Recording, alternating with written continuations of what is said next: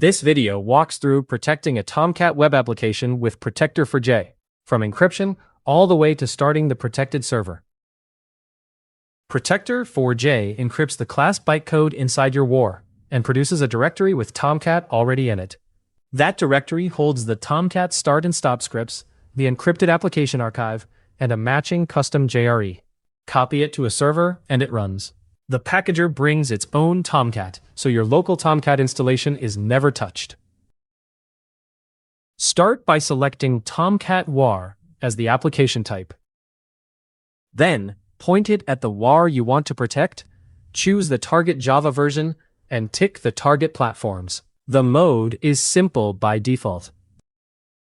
In simple mode, clicking Next runs a compatibility scan. The scan settles which Tomcat version to use and which classes to exclude.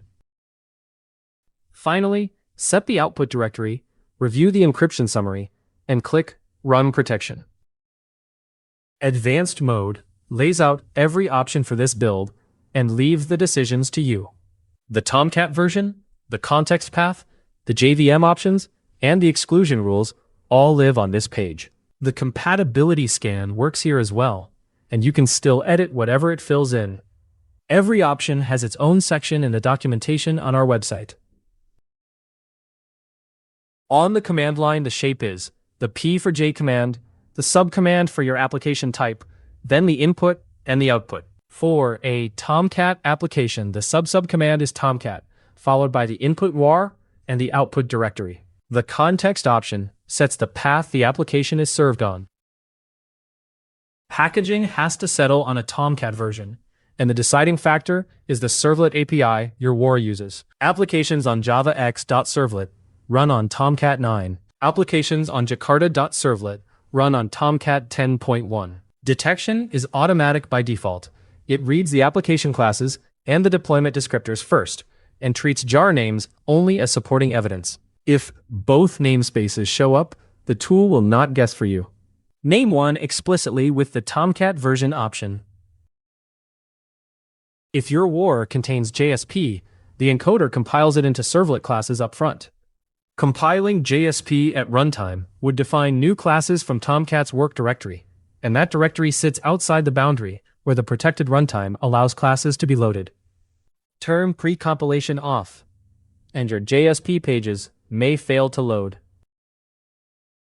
As for scope, application classes under webinf classes are encrypted by default, while the dependencies under webinflib are left alone. Some classes are handled by the container itself and are not good candidates for encryption.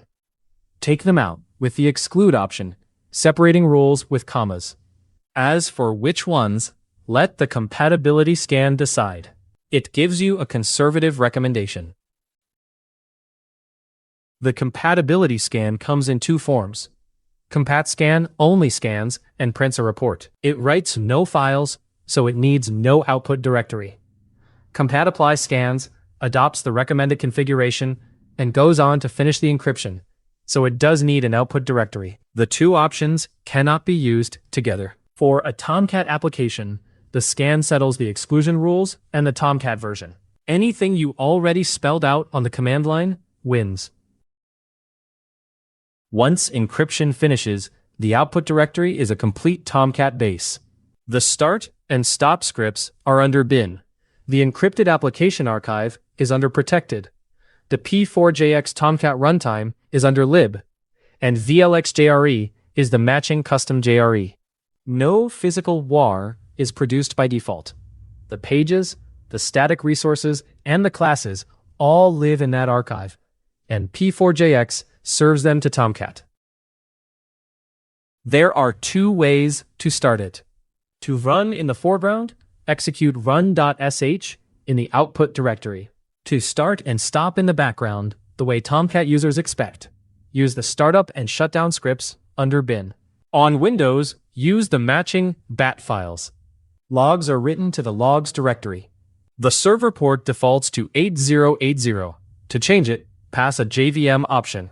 For Windows, you can also generate an exe launcher at packaging time, which runs in the foreground only. One Tomcat package can host several applications.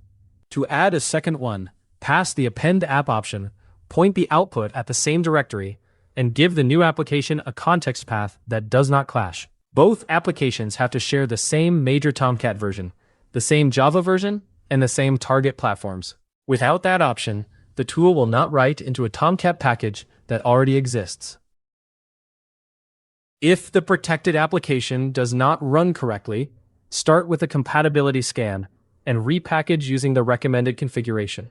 If the problem persists, please contact us for technical support. The settings you configure in the desktop application can be exported.